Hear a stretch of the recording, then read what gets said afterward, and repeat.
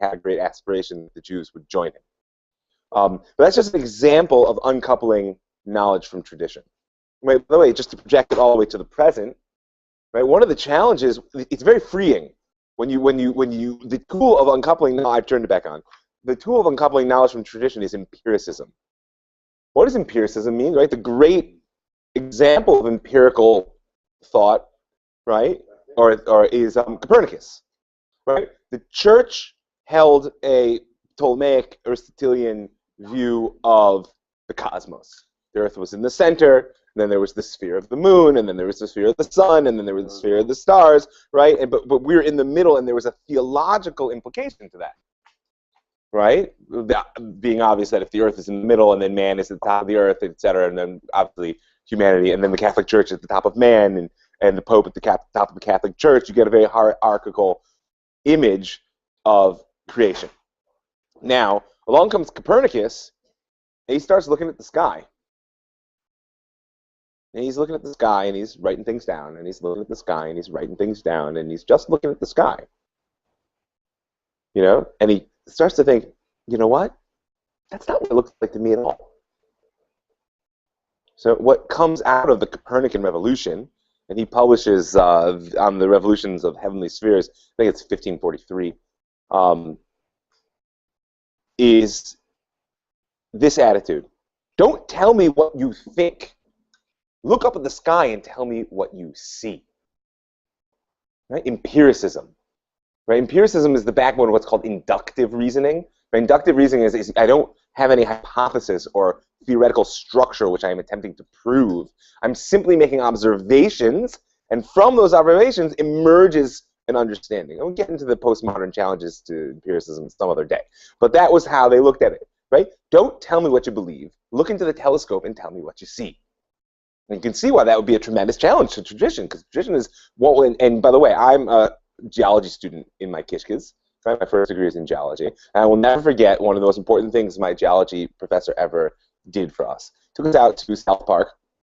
I've told some of you guys the stories. No, not that annoying foul-mouthed cartoon, but the beautiful alpine park that annoying foul-mouthed cartoon ruined forever in the minds of most people. Right? It's this vast open valley surrounded by 14,000-foot peaks, and there's some very interesting structures in between. And we stood up on an incredible overlook, and he began to tell us the story of how this valley formed. This happened over there and there and there, and he's like a very dramatic speaker and really knew his material. And you really could see like the course of 10 million years of orogeny happening. And so he stopped and he says, "Everybody got orogeny is mountain formation." Yeah. He stopped and said, "Everyone understand?" People asked a couple questions. He says, "Okay, fine now." And he like took a step like 3 feet to the side. What are you doing? And he told us the story in a completely different way, because there are two competing theories of actually how South Park and the other alpine parks and the Rockies formed. At the end of it, he said to us, "I want you to remember something. Geology is ultimately an observational science, and therefore you always must be wary of the fact that if I hadn't have believed it, I wouldn't have seen it." Mm-hmm. Right? Because there's a tremendous power for belief to actually integrate information into an intelligible story. And you know what? The empirical age was deeply unaware of this, because they were intoxicated by the ability of breaking away from tradition, which had been telling them what to believe, and therefore narrowing their view of what they could see. And they broke out into the ultimate expression of it. It was Isaac Newton in the mathematical principles of natural philosophy. He says, "I feign no hypothesis." He actually said it in Latin, but I'm not going to embarrass myself by mispronouncing it, right? "I feign no hypothesis." It means, like, I don't know anything about the world. I'll actually read you the quote. "I have not as yet been able to discover the reason for these properties of gravity from phenomena, and I do not feign hypotheses. For whatever is not deduced from the phenomenon must be called an hypothesis, and hypotheses, whether metaphysical or physical, or based on occult qualities, mechanical, have no place in experimental philosophy." Yeah, it's a big switch from modern science, by the way, is deductive. In modern science, you come up with a hypothesis, and you attempt to disprove it. That's the method. It's a negative proof, right? It's always trying to disprove hypotheses. Again, why am I telling you this? Because Am Yisrael is going to face one big challenge in the uncoupling of knowledge from tradition. We'll speak again what that's going to look like. The other is the widening of the horizons of thought, which is similar but not the same. The great example of the widening of horizons of thought is the great age of exploration, right? Right, as we spoke about last week, right? When we were growing up in secular schools, or at least some of us, we learned in 1492 Columbus sailed the ocean blue. Those of us who were also going to Hebrew school also added, right? And they killed the Jews too, right? And like it was a good rhyme, right? That the expulsion from Spain not only expanded the horizons of Spanish Jewry and their forced, evacuation into the farthest flung reaches of the Ottoman Empire, but it also opened. It was the same year that opened the New World to European expansion. Leaving aside the whole sort of Scandinavian argument, they didn't really do anything. I said to European expansion.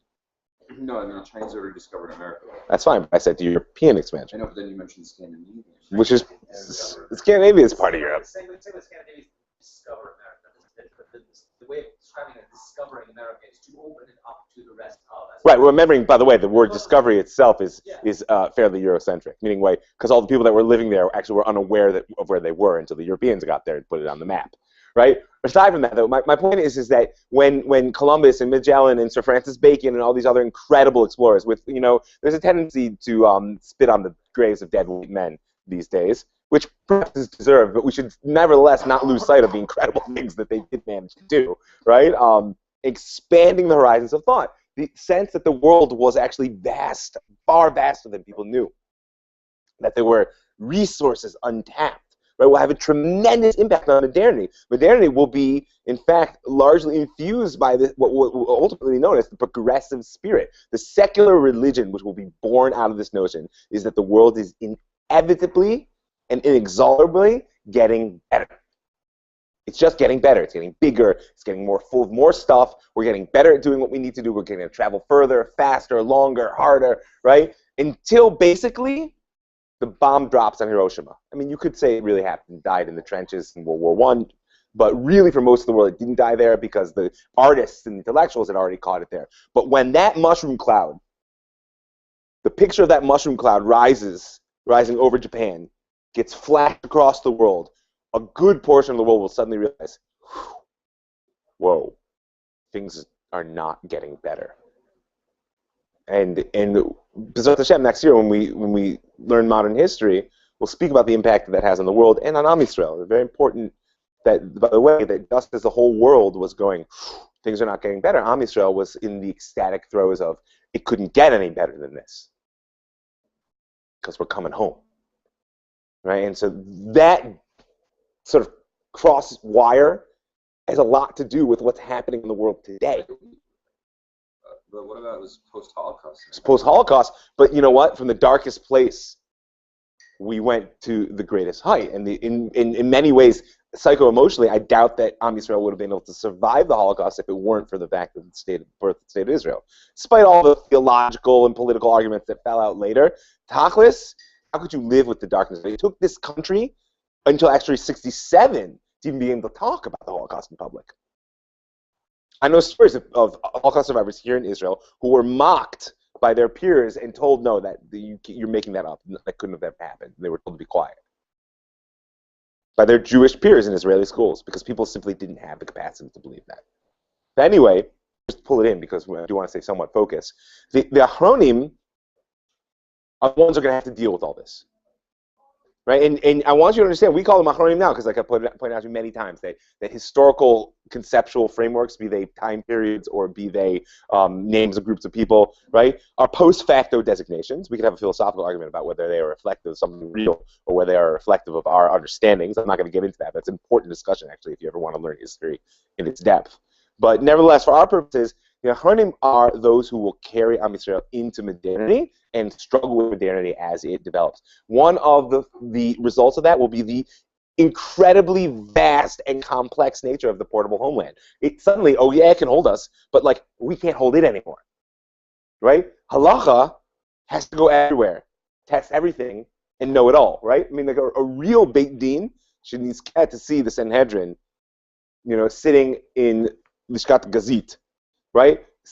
Together on that Sanhedrin will have to be people who understand nanotechnology, biotechnology, speak all the languages of the world, understand literary theory, biblical criticism. They're going to have to know it all.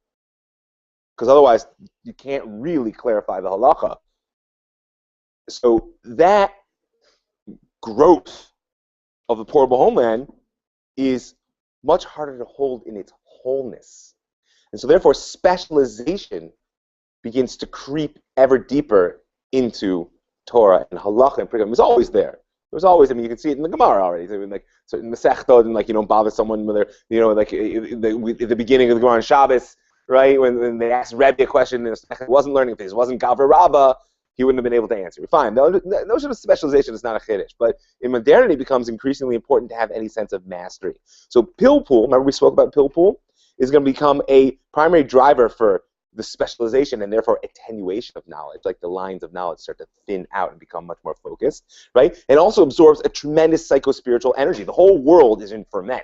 The Catholics killing the Protestants killing the Catholics, everybody's killing the Jews, right? The world is expanding, knowledge is uncoupling from tradition, whole new concepts, new ways of life, new political systems, like bubbling over, and Am Yisrael is focusing in on ourselves still.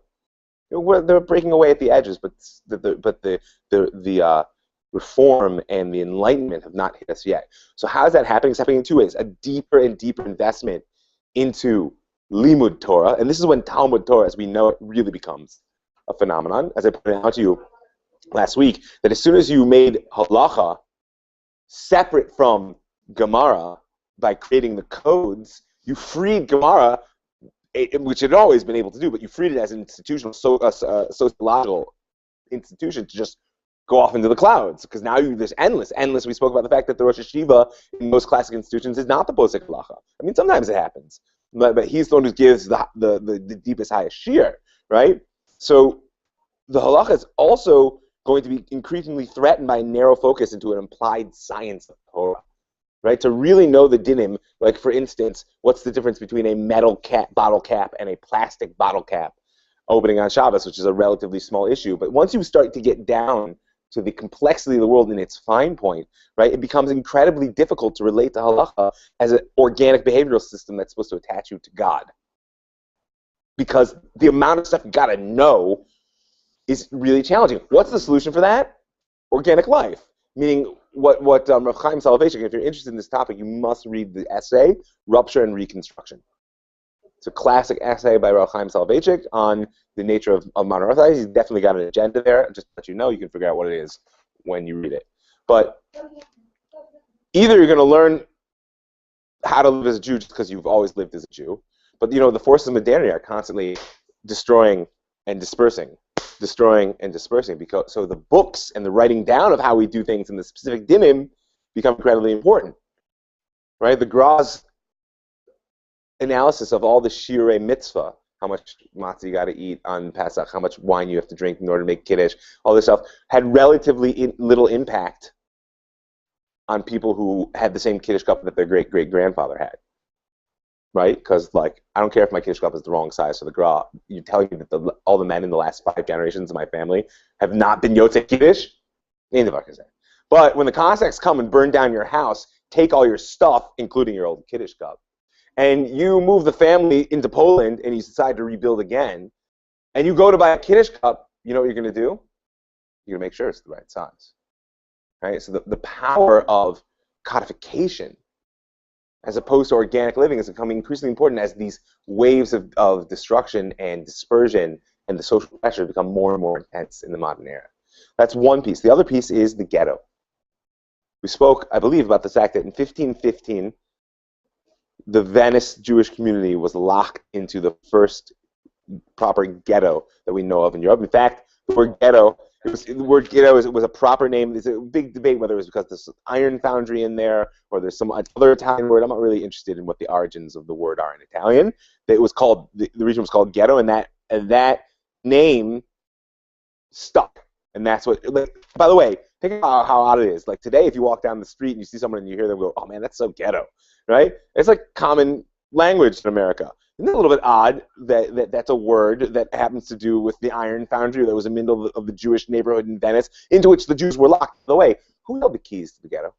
The blacks. No, seriously. The Jews were locked in at night. The gates were open in the morning. Who held the keys? In the church? The Jews. Jews held the keys. Now, the church, it was with an agreement with the church, because it was about, we don't want the Jews coming out, but we don't want the Christians going in either. And you know what? Ultimately, the rabbinic establishment of Europe this period will embrace the ghetto. They will embrace the ghetto because why? Because the enforced limitations allows them to hold off the threats of modernity for even longer. Now, of course, they don't embrace the ghetto in its full. They don't love the poverty. They don't love the. Don't misunderstand me. I'm speaking in. Venice was the first. Venice was the first. And please don't misunderstand me. I'm speaking in perhaps, like I said, there's a debate about what the origin of the word was in the Venetian dialect of Italian, but it was associated specifically with that plot of land. The neighborhood that was called Ghetto. It was a Jewish neighborhood. They built a wall around it. The neighborhood was called Ghetto. Some people say it was because of the iron foundry was in the middle of it. Other people say it's some diminutive form of other Italian word, which is not coming up for me right now. It doesn't really matter to us. What matters is that was the proper name, and it became a concept, right? Like the sociological aspects together. What's that? You said they didn't embrace like the poverty, but they embraced like the sociological. There were tremendous benefits. I mean, like I said, in many of the cities of Europe, the Jews held the keys to the ghetto. They were locked in, but they also were locking the world out. Right? And that mentality of locking the world out by locking ourselves in, Ada Yom Hazeh, to this very day, is still a major strategy in dealing with the challenges of modernity. I mean, look, it's obviously a theme with me, the question of the role that biblical criticism should play in our understanding of the text today. But if I walk into most yeshivot and say words biblical criticism, what's going to happen? Either they'll throw me out, or if they don't have the authority to do that, they're going to basically do the equivalent of na na na na na na na na na na na na na, right? So not because, and by the way, without judgment, could be, and in my experience, for most people, really is the right response. It's not such a critical thing that everybody know. At the same time, there's a challenge there, and as Rav Kook just said yesterday, Emunah means knowing that the Torah doesn't move from its truth, and if something becomes clear intellectually that it is also true, then it is simply a call for deeper understandings of the Torah. And he said that actually particularly in the light of Darwin and the challenges that 19th century science were bringing on Ma'aseh Breshit. Things that we, at least in this Beit Midrash, have already absorbed and take for granted, and have opened up tremendously deep insights through Rav Daniel's teachings on what Ma'aseh Breshit really is about. But in many ways would not have happened if it weren't for the challenge of, okay, it can't just be such a simple story anymore. So there's another way. The Achronim are struggling with this portable homeland, its complexity, and the specialization that was necessary with that. And we can't go into it now, but the sociological structures that are created in order to hold that complexity.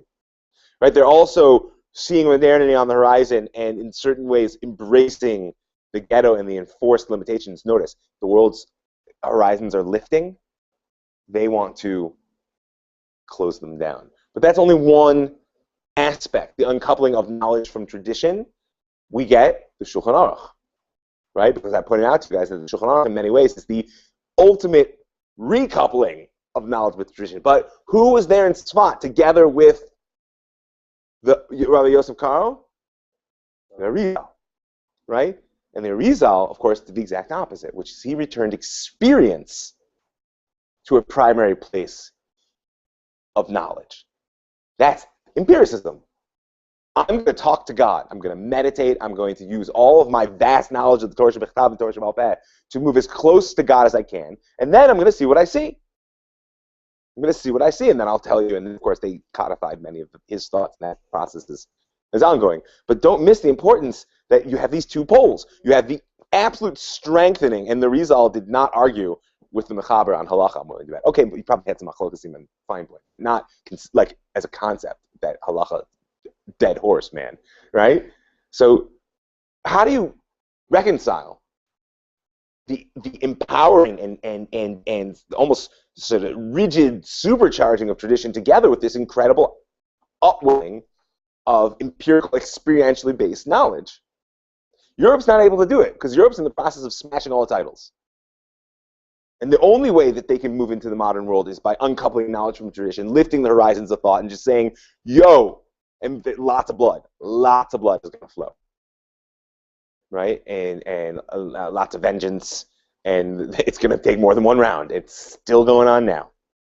How does Am Yisrael deal with these two challenges? First of all, as an example, I'll tell you, I taught Chassidut at Pardes last summer.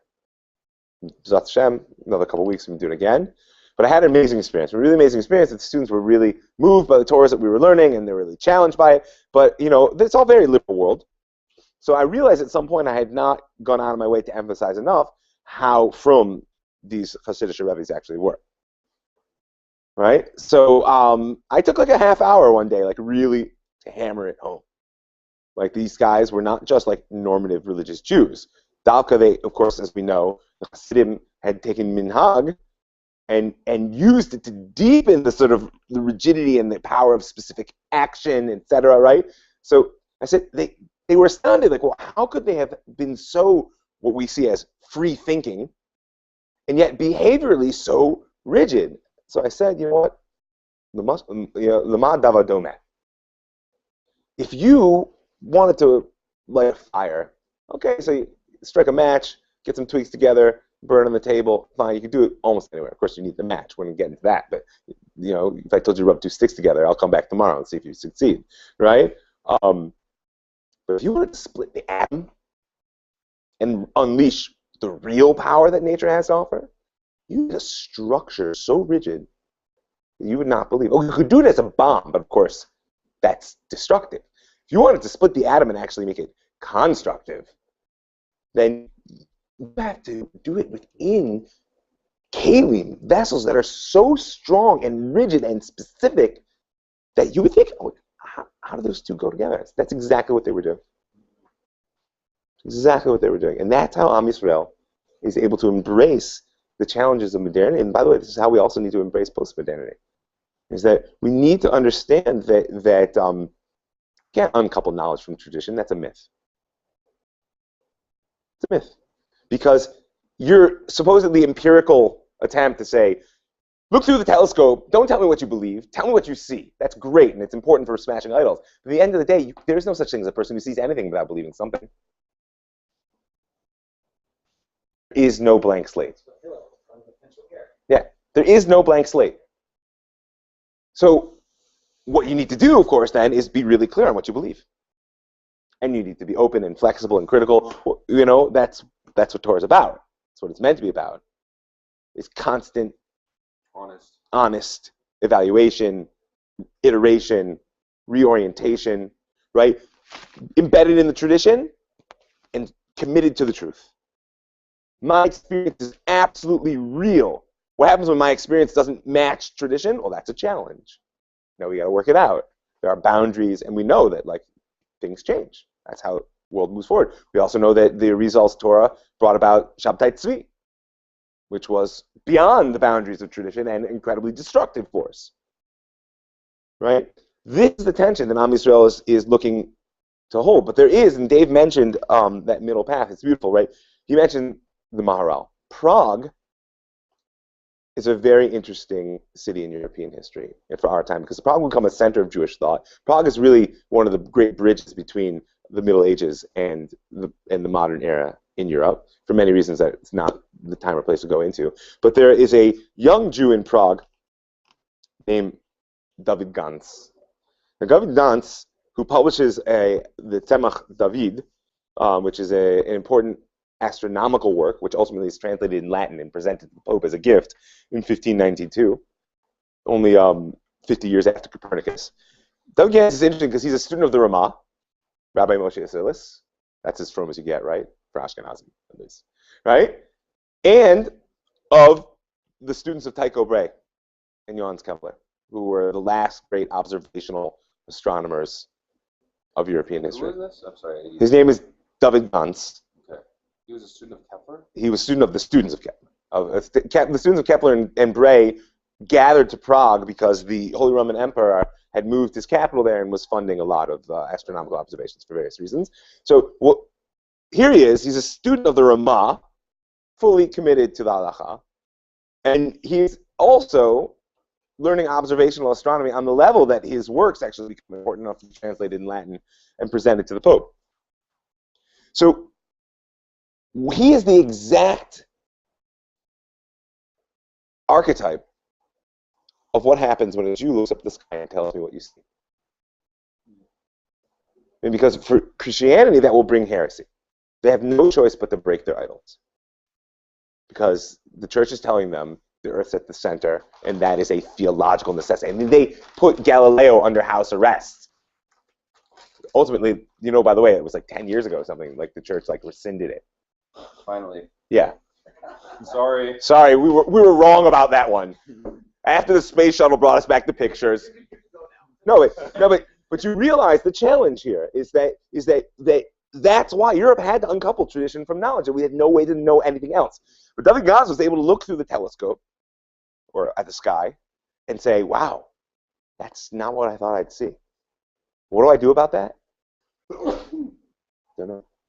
And he went to someone who happened to also be there in Prague at the time, who was Maharal. All right, the Maharal, in his introduction to Gevuras Hashem, makes very clear that he was in discourse with the astronomers of his time by dismissing all of their problems. Right, one of the big challenges that the Christian astronomers are dealing with was the fact that the sun stood still for Yehoshua.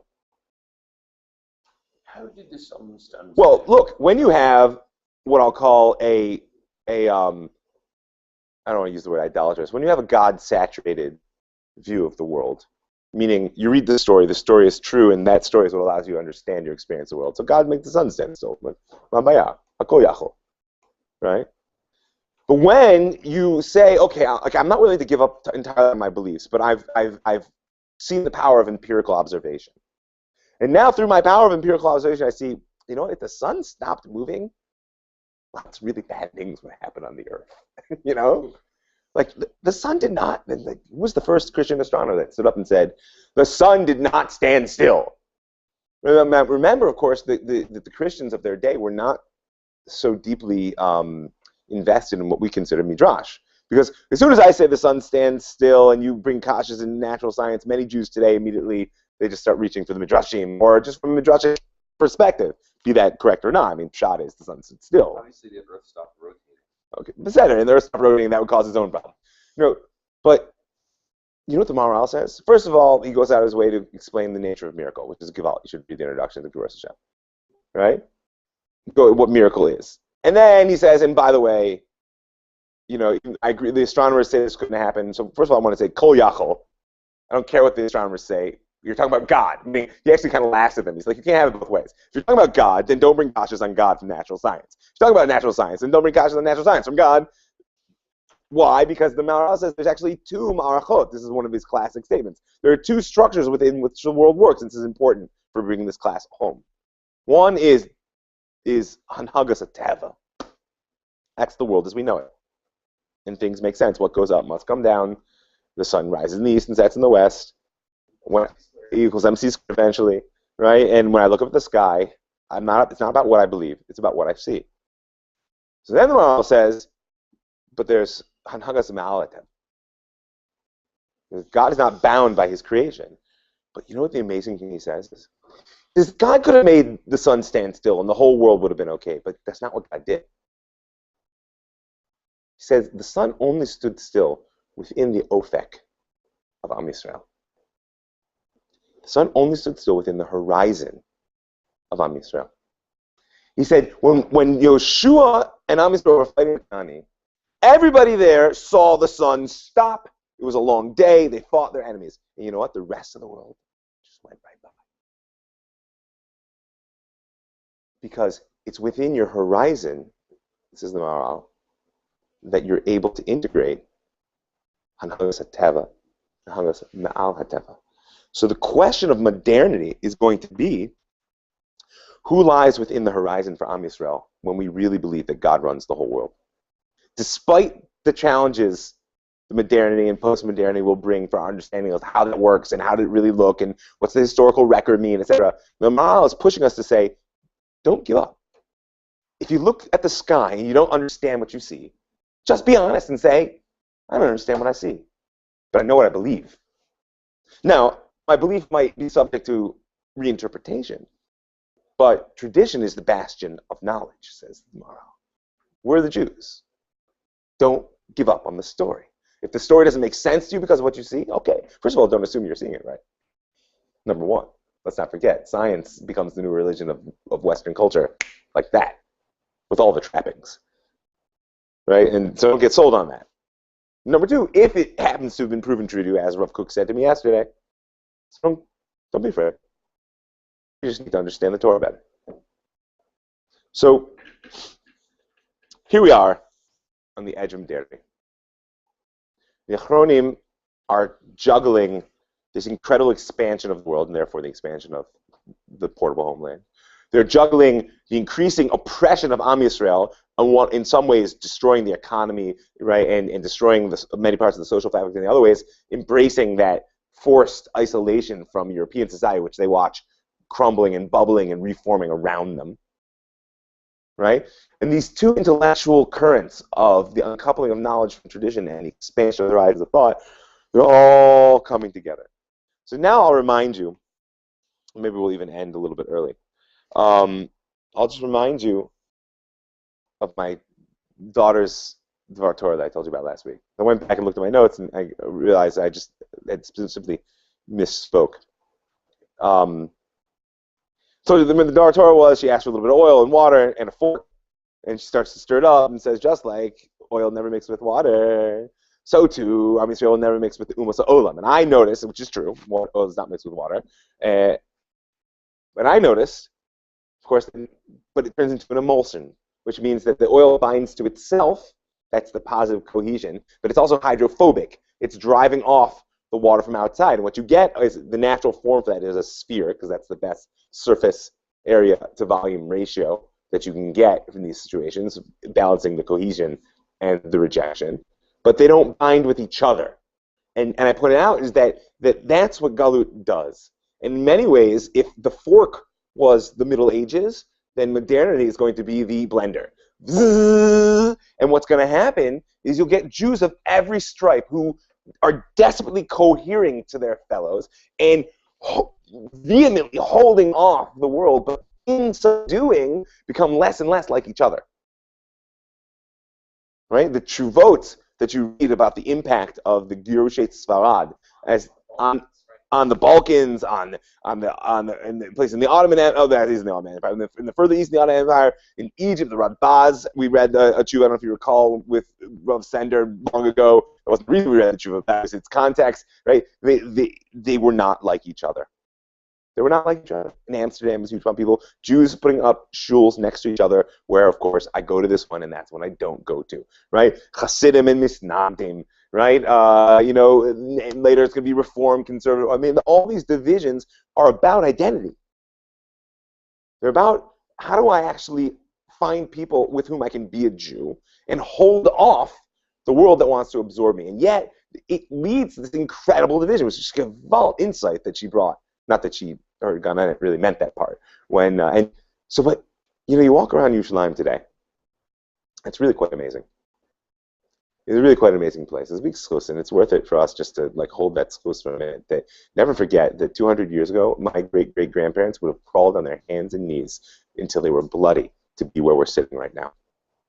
And it's a very important thing not to forget, because it's easy to forget it. But you walk around Yerushalayim today, and it looks like Lahavdil, a United Nations. Every race, every color, every religion, right? Every language, and they're all calling themselves the Jews. It's crazy. It's crazy. By the way, if we could ever get the Jews to agree on anything, it would basically be a microcosm getting the world to agree on anything, which is not a joke, and was one of the reasons that Jewish unity is actually bound up with world unity. But that being aside, we're in this attempt to actually reform a people, because how do you heal exile? How do you heal exile? Because we've spoken about exile on multiple planes. We had a whole theology of exile, if you recall, and it's still driving us to this day. So first of all, physically, how do you heal the divisions? And then we'll speak about the different aspects of exile. Number one, how do you get an emulsion to go back to being just two separate layers of oil and lemon juice? Time. You got it. Time and settled. So it's not by moving it around. You put it on the counter and you don't move it. That's Eretz Yisrael. The idea of Am Yisrael being able to come back together as a people and the barriers between us dropping away is contingent upon having a safe, quiet place to settle. I use that word deliberately. Right? I'll never forget, at the height of the Oslo War, when Ariel Sharon was still trying to negotiate with the Palestinian Authority. And his demand was that we demand 7 days of quiet before we begin negotiations. I mean, mind you, there was blood flowing in the streets, the bombs, rockets, everything, you name it. And the world thought it was so unreasonable. 7 days of quiet before you can negotiate. That's totally unreasonable. You know what occurred to me at the time? Why was he asking for 7 days of quiet? What's 7 days in Am Yisrael? Avelus. 7 days just to absorb what's happened to us. We hadn't had 7 days of quiet since Churban Bayit Sheni. For classic Galut, it was running here, hiding there. Oh, there were places. It was okay in Spain until the end. It was good in Poland until the end. But as a wholeness, never had 7 days of quiet. Right? It's pretty good in America till the end. Right? 7 days, because in classic Galut, we were running, hiding, being trampled, frightened. Oh, we counting back to Israel. Great. Now it's fight, fight, fight. Build, build, build. Put your foot on somebody's neck. Right? Hold that there. Do this here. Right? 7 days just to say, that's what Eretz Yisrael is meant to be. And until it is that, it will not heal these divisions of Galut. Mamash. But there's another aspect, and that's the aspect of Mashiach. You know, I'm going to say something a little bit unpopular right now. Everybody's worried about assimilation in America. I'm not convinced it's a bad thing. First of all, it's certainly good for America. Let's face it, we're improving the stock. Really, look at the cultural, don't really say what you will about American culture, but the cultural, intellectual impact of the Jews on America is just, let's say, mildly disproportionate to their numbers. Fair statement? Right? So, now, of course, it's tragic because we're losing people to Am Yisrael, but I got news for you, that's always happened. And in a world where even the hardest of the hardcore have suddenly woken up to the fact that coercion doesn't work, then at a certain point, you have to accept the reality that there will always be a boundary between us and the nations of the world, and people will be going in, and people will be going out. Because the other way that you get rid of an emulsion is through a surfactant. Remember we were talking about the oil spill in the Gulf of Mexico, right? There are huge slicks, and it's broken up, and how do you get rid of these oil spills? They spray surfactants on it, because what does surfactant do? Surfactant, well, let's put it this way. Settling allows the internal cohesion to overcome the external rejection, right? And the globs all stick to each other, and you get a nice layer of oil. A surfactant actually allows the external rejection to just go away, and the oil actually mixes with water. That's what happens. That's why you use soap on your oily plates, because it allows the water to carry it away. That's why they spray surfactants at a certain stage in major oil spills, in order that the oil break up into small enough pieces that it simply disperse. Because Mashiach, one vision of Mashiach is the shift in the ideas that maintain that system boundary open to each other for common understanding. Right? There are visions of Mashiach where Am Yisrael basically disappears as an entity. The visions of where the whole world becomes Am Yisrael. There are visions where Am Yisrael becomes the neshama and the world is the goof. There are visions where we're the goof and the world is levush. And all these interesting. But what's really, really clear is that the distinctions, the things that divide us, become much less definitive. So apparently there's another aspect here of letting go into the world. And as the world itself becomes progressively, despite what you may see in the news, more civilized, more intelligent, wiser, more able to use communication without violence, right? Perhaps that this is one of the symptoms that American Jewry is another model of redemption. Now, you have to have both, because the Jews are an eternal people. And if you just spray surfactant on us and we just disappear, we're definitely the mute and the world is the rove. But that's why Eretz Israel is what it is. Because here there's no need for that. It's the opposite process. It's about the internal cohesion taking over. But out there, maybe just maybe, the removing of those barriers. Just think about the nature of a society that can accept its Jews and embrace them, and the nature of a society that can't. Which one is closer to redemption? So this is what we face right now. This is what we face right now. And remember that Galut exists, as we established it, on 3 levels. There's the sort of theological essentialist level, where separation is the first act of creation, because God desired relationship. And since you don't have a relationship with your foot, there has to be some separation, some act of exiling us from divine presence in order that we can return in relationship. That we're not going to be able to do anything about until the end of days. There's national historical, Am Yisrael dispersed amongst the nations. We live in a time where we're trying to fix that. But what we're coming to realize more and more is that the national historical, in a world where the nation has been so shattered and the power of the individual has come to the fore in, the Tov and the Mutav, for good, bad, and otherwise, we're coming to realize that perhaps it's actually the 3rd level of exile where Geula really lies, which is alienation. Right? When I step away from my sense of essential self, I am in exile from who I believe I should be. And what we call tshuva is a return to my sense of essential self. And what we're seeing more and more today is that it's only individuals that are able to change the world. The collective action is individuals working together. There is no such thing as an abstract unity. There's people that are able to actually work together. And in order to do that, of course, it's dependent upon our ability to be right with ourselves. This is one of the most important messages, I believe, that we need to derive from history, from the theology of exile.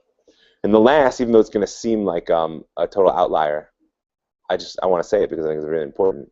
That one of the greatest challenges, Rabbi Yehuda Halevi, poet laureate of Am Yisrael, halachic master and lover of Zion, in the introduction to the Kuzari, really puts his finger on the great challenge that Am Yisrael faces to this very day. You guys know the book of Kuzari, the frame of the book is that the Melech, the king of the Khazars, he has a dream where God says to him, your intentions are good, but your actions are wrong.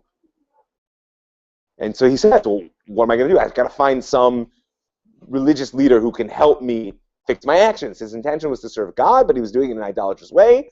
So he brings together a priest, an imam, a rabbi, and a philosopher. It's not a joke, it's actually the frame for the book. And he goes through the priest and the imam, and of course the priest and the imam basically say to him, as he pushes them further and further on, what's the basis for your actions, they both end up pointing at the Jews. And he ultimately converts to Judaism. By the way, it is reflective of historical reality.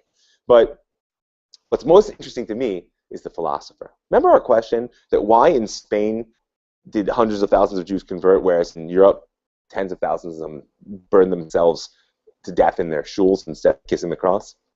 Right? And one of the answers I gave was philosophy. We didn't have a chance to go into the controversy in the Rambam and learning philosophy in European. You just can't do everything. But why would philosophy be dangerous to the Torah? I mean, didn't I just tell you that anything that's intellectually rigorous and sound just is a deeper incentive to learning the Torah better, which is certainly how the Rambam related to it. We're integrating your passion for Torah for sure. What is it in the core of philosophy that is actually anathema to Torah? I'll tell you, because it says it right there in the beginning of the Kuzari. What's the philosopher's answer to the king when he says, well, God told me that my intentions were beloved, but my actions were misguided? What does the philosopher say to him? God doesn't care about your actions.